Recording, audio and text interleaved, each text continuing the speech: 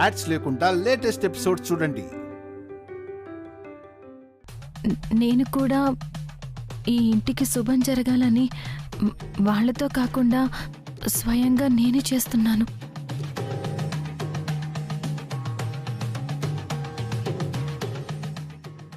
అది నాకు కూడా చాలా సంతృప్తిగా ఉంటుంది అత్తయ్య.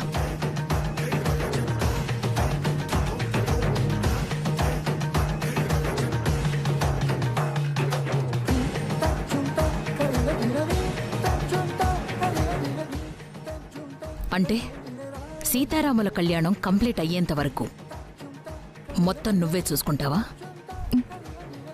ఏ పొరపాటు జరగకుండా చేస్తావు కదా?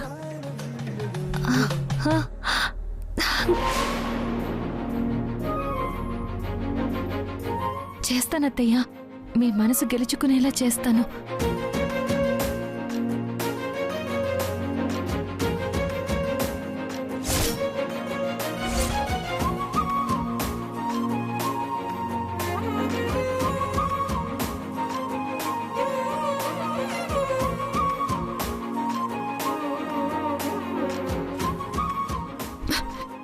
మీరన్నదేంటి? ఇక్కడ జరుగుతోందేంటి? అదే నాకు అర్థం కావట్లేదు. సరే, నువ్వు ఇక్కడే ఉండు, నేనిప్పుడే వెళ్ళి అక్కతో మాట్లాడుస్తాను. విగ్రహాలు రావడానికి ఎంత టైం పడుతుంది? దారిలో ఉన్నామమ్మా, హాఫ్ అన్ అవర్లో వచ్చేస్తాం. సరే, త్వరగా వచ్చేయండి. విగ్రహాలు జాగ్రత్త.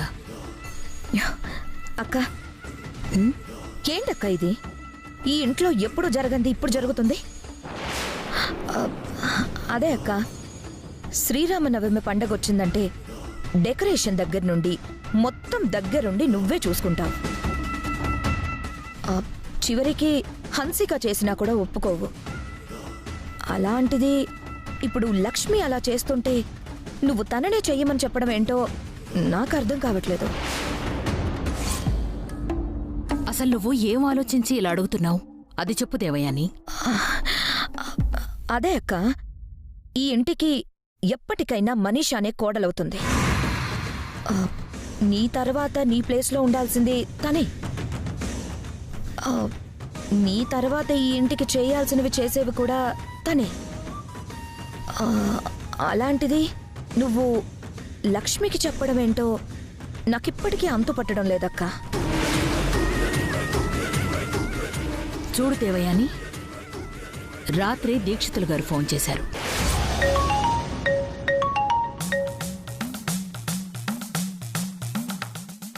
దీక్షితులు గారు ఈ టైంలో కాల్ చేశారేంటి? శ్రీరామనవమి సందర్భంగా సీతారాముల కళ్యాణం జరిపిస్తున్నారు కదా? చేయిస్తున్నాను దీక్షితులు గారు. ఈసారి నీ కోడలు లక్ష్మీ చేతుల మీదుగా శ్రీరామనవమి జరిపించు. అలా జరిపిస్తే మీ ఇంటికి అంతా మంచే జరుగుతుంది. అలాగే దీక్షితులు గారు, తన చేతుల మీదుగానే జరిపిస్తాను. ఉంటానమ్మా. అలాగేనండి. చూడు దేవయాని, మనీషా ఈ పనులు చేస్తానంటే నాకెటువంటి అభ్యంతరమూ లేదు. కానీ లక్ష్మి పరిపూర్ణంగా ఇష్టంగా ఈ పూజ చెయ్యాలని దీక్షితులు గారు చెప్పారు. అలా చేస్తే మిత్రకి మంచిదని చెప్పారు. ఎప్పటికైనా మిత్రకి మంచి జరుగుతుందంటే ఏ విషయమైనా నేను ఒప్పుకుంటాను. దాని గురించి ఎక్కువ ఆలోచించకు. ఎప్పుడు ఏం చెయ్యాలో నాకు తెలుసు.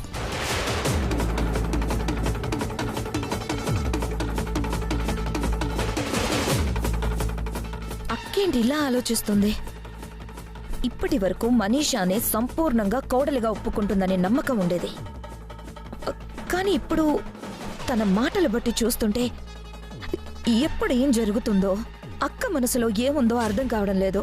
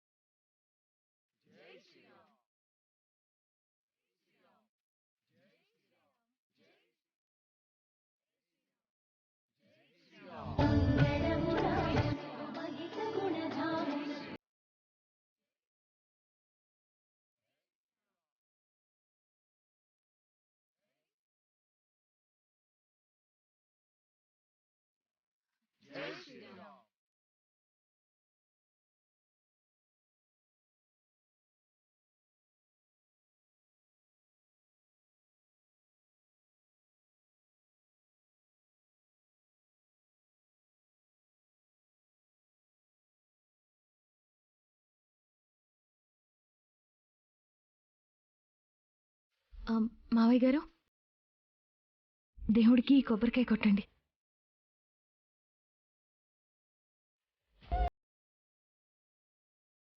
ఇప్పుడెందుకమ్మా? పూజ రేపు కదా.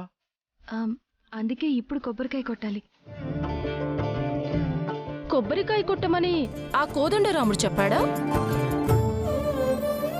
లేదు, మా తాతయ్య చెప్పేవారు.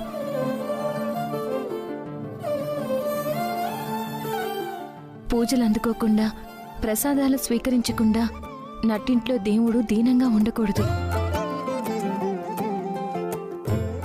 ఇలా తాత్కాలిక ప్రతిష్ఠ చేసినప్పుడు ఏదో ఒక నైవేద్యంతో సంతృప్తిపరచాలి. నీది ఈ తరమే అయినా నా తరం సంగతులన్నీ తెలుసు లక్ష్మి నీకు. అవునానమ్మా, వదిన చెప్పే చిట్కాల దగ్గర నుంచి ఇలాంటి చిన్న చిన్న పురాణాల దాకా అన్నీ రాయడం మొదలు పెడితే ఒక పెద్ద గ్రంథమే తయారవుతుంది తెలుసా? బాగా చెప్పావురా.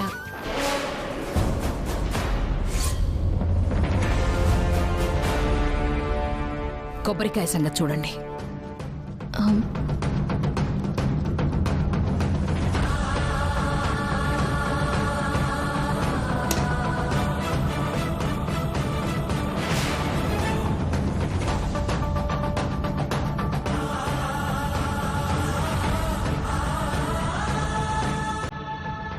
ఏమైంది? అరవిందా, చెప్పండి. రేపు పూజకొచ్చే వాళ్ళందరికీ రిటర్న్ గిఫ్ట్గా ఏమైనా స్వీట్స్ ఇస్తే బాగుంటుంది కదా. మోతీచూర్ లడ్డు ఇద్దావురా.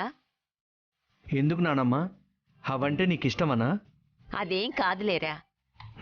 ఏమంటావు అరవిందా? అవునండి, అవన్నీ ఆర్డర్ చేసేయండి. ఆర్డర్ చేయడం ఎందుకు అత్తయ్య గారు?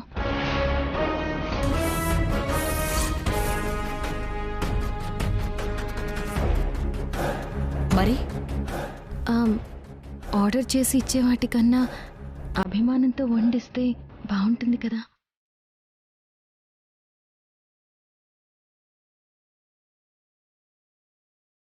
అభిమానంతో వండితే బాగుంటుంది, కానీ అంత ఓపిక ఎవరికుంటుంది?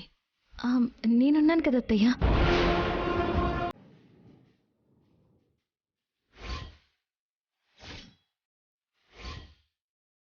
ఐదో పదో అయితే చేయగలవు.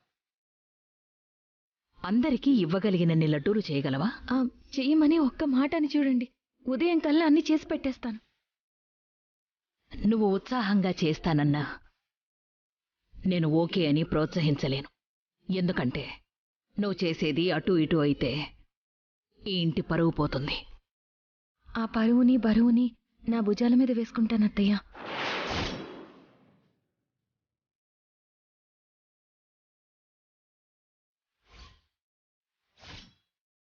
నా మీద నమ్మకం పెట్టి మీరంతా నిశ్చింతగా ఉండండి.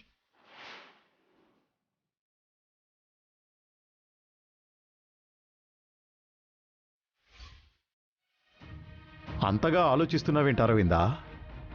నమ్మకంగా చెప్తుంది కదా, నమ్మి చూస్తే పోలా. నేను దేన్ని సులువుగా నమ్మను లక్ష్మి. ఈసారికి నిన్ను నమ్ముతాను.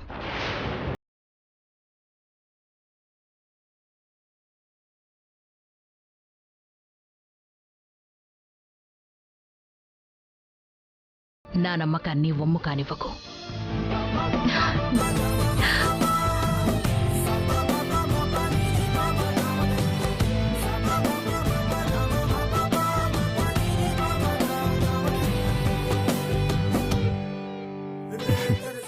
వదినా, పెద్దమ్మ గ్రీన్ సిగ్నల్ ఇచ్చేసింది.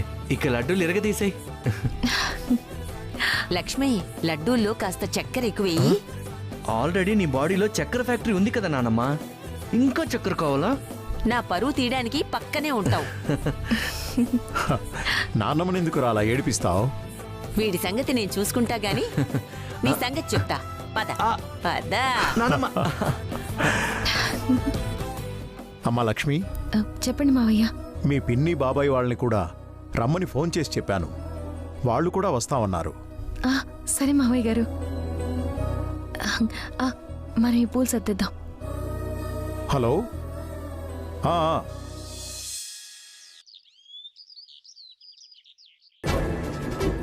బేబీ బేబీ ఏంటమ్మా ఏంటి హడావిడి?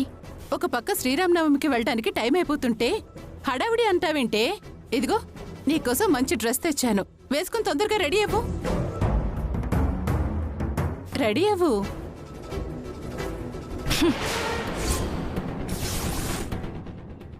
అలా పడేసావేంటి? మరి లేకపోతే ఏంటి? అదేదో నా అత్తారిల్లైనట్టు వాళ్ళు పిలవగానే వెళ్ళిపోవడమేనా? ప్రతిదానికి ఇలా ఆవేశపడి నిర్ణయాలు తీసుకోకూడదు బేబీ. కొంచెం ప్రశాంతంగా ఆలోచించాక తీసుకోవాలి. బాగా ఆలోచించు. నువ్వు అనుకుంటే వివేక్ని చేసుకొని ఆ ఇంటి కోడలు అవ్వచ్చు. అమ్మా, ఏం మాట్లాడుతున్నావు నువ్వు? అసలు నేను వివేక్ని పెళ్లి చేసుకోవడం ఏంటి? ఎందుకు చేసుకోకూడదు? తనకేం తక్కువ? అందం లేదా, ఆస్తి లేదా? కానీ అమ్మ, నేను ఇష్టపడింది. తల్లినైనా కూడా నీకు ఫ్రెండ్లా చెప్తున్నాను, అర్థం చేసుకో. నువ్వు జీవితాంతం సంతోషంగా మహారాణిలా బ్రతకాలి అంటే వివేక్ని పెళ్లి చేసుకోవడమే కరెక్ట్.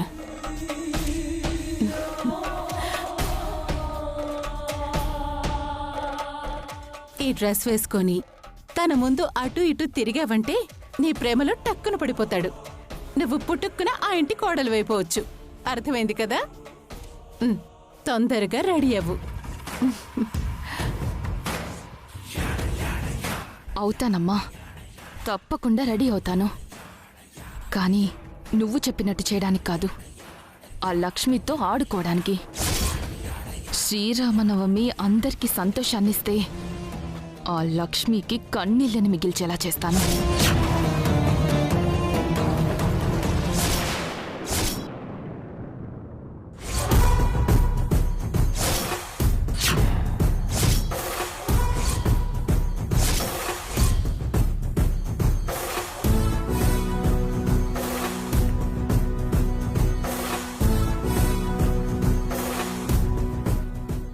ఏం ఆలోచిస్తున్నావు? మళ్ళీ అక్క విషయంలో ఏవైనా కుట్ర చేయాలని చూస్తున్నావా? పెళ్లిలో కుట్ర చేస్తే అక్క ఊరుకుందేమో, కానీ శ్రీరామనవమిలో ఏమైనా ప్లాన్ చేయాలని చూస్తే ఇప్పుడే మానుకో. ఎందుకంటే నేను అక్కలా చూస్తూ ఊరుకోను.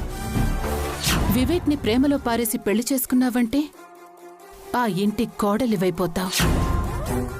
అప్పటిదాకా తొందరపడకుండా అందరితో మంచిగా ఉండమ్మా. జాహ్నవి, నేను లక్ష్మి విషయంలో ఎందుకు కుట్ర చేస్తాను? నేను మిత్రాన్ని మిస్ అయినందుకు పెళ్లిలో లక్ష్మికి హాని చేయాలని చూశాను, ఒప్పుకుంటాను. కానీ ఇప్పుడు మిత్రకి పెళ్ళైపోయింది కదా, ఇంకెందుకు అలా చేస్తాను? అయినా నేనిప్పుడు పూర్తిగా మారిపోయాను జాహ్నవి. తను నీకే కాదు, నాకు అక్కే కదా. మిత్ర నీతో పాటు నాకు బావే కదా. అక్క బావ అంటే అమ్మ నాన్న తర్వాత అమ్మ నాన్న లాంటి వాళ్ళు. అలాంటి వాళ్ళ విషయంలో నేనెందుకు కుట్ర చేస్తాను? అస్సలు చేయను. చెయ్యకపోతే మంచిది, కానీ చేస్తేనే నాలో ఇంకో జాహ్నవిని చూస్తావు. జాగ్రత్త.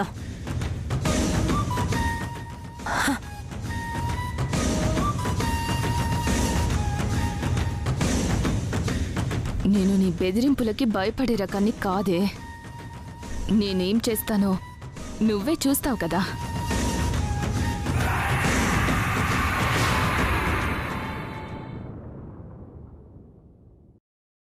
అబ్బబ్బబ్బబ్బా, ఎన్నిసార్లు చెప్పిందే చెప్పాలయ్యా?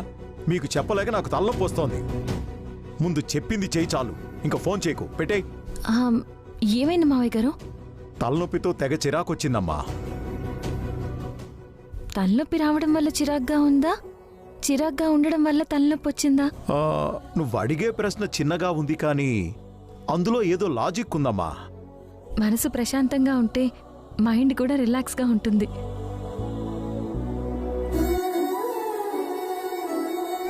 ఓకే ఓకే, ఇంత అల్లం 2 లవంగాలు వేసి ఒక చాయ్ ఇస్తాను. మీ తలనొప్పి ఎక్కడి నుంచి వచ్చిందో అక్కడికే పారిపోతుంది.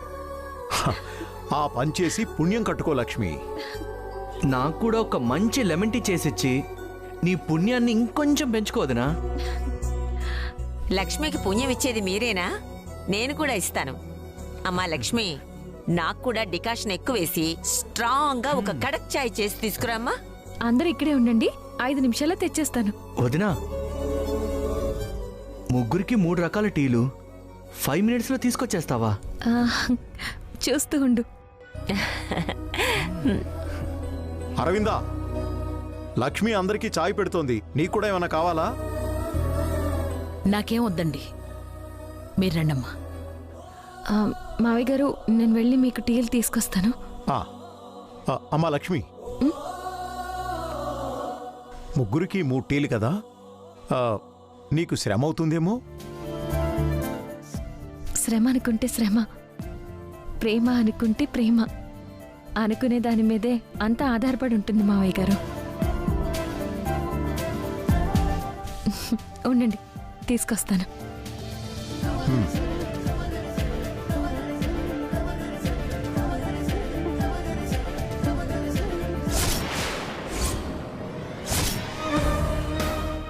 What's wrong with you? Nothing. చూస్తే ఇగ్నోర్ చేస్తున్నావు, నవ్వితే ఇరిటేట్ అవుతున్నావు, పిలిస్తే ఇర్రెస్పాన్సిబుల్గా వెళ్ళిపోతున్నావు. అసలు ఏమైంది నీకు? ఆ మాట నేననాలి అంటే? చాలా చాలా మారిపోయావు మిత్ర. మనీషా, మనీషా ఆగు. Manisha,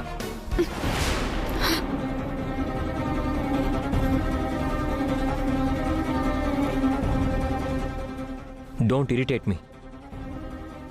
let me know what happen. ఏం మారిపోయాను? మెసేజ్కి రిప్లై కూడా ఇవ్వనంతగా మారిపోయావు. వాట్? ఒకప్పుడు నా మెసేజ్కి సెకండ్స్లో రిప్లై ఇచ్చేవాడివి, ఇప్పుడు నిమిషాలు గంటలు గడిచినా రిప్లై రావడం లేదు. అంటే నువ్వు మారిపోయినట్టేగా. రిప్లై గురించి ఇంత రిడిక్యులస్గా బిహేవ్ చేస్తున్నావా? ఐ లవ్ యూ అని మెసేజ్ చేస్తే ఐ లవ్ యూ టూ అని చెప్పడానికి నీకు అహం అడ్డొస్తుందా? Stop it Manisha. సెన్స్తో మాట్లాడు, ఇలా సిల్లీగా కాదు.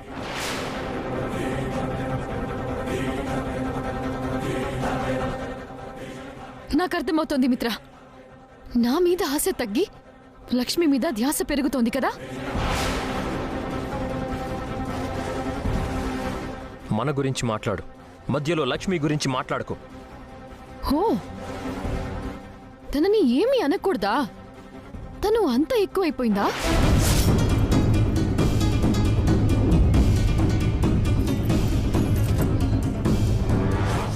చెప్పు మిత్ర. అవును అవును అవును.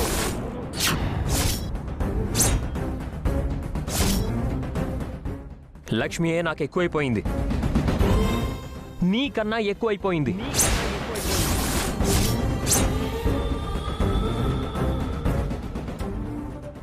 ఇన్ఫాక్ట్ నాకన్నా తనే నాకు ఎక్కువైపోయింది. Are you happy now?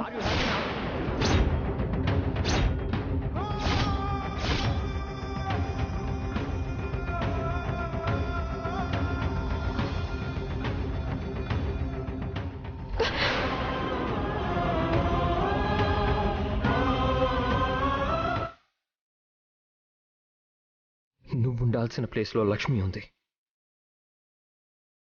నువ్వు చేయాల్సిన పనులు తను చేస్తుంది. తనని దూరం పెట్టలేక, దగ్గరికి తీసుకోలేక ఎంత ఇబ్బంది పడుతున్నానో నీకేమన్నా అర్థం అవుతుందా?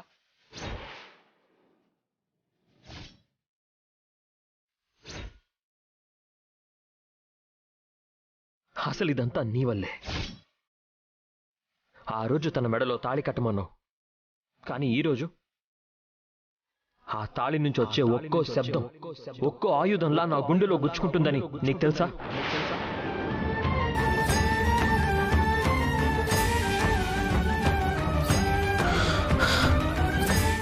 లక్ష్మి ప్రేమగా చూస్తే రెస్పాండ్ కాలేకపోతున్నాను, అభిమానంగా మాట్లాడితే ఆన్సర్ ఇవ్వలేకపోతున్నాను.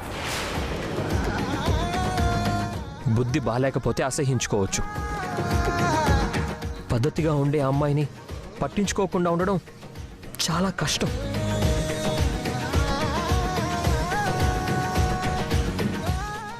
శత్రువునైతే చీకొట్టొచ్చు, స్నేహంగా ఉండే తనతో దూరంగా ఉండడం కష్టం.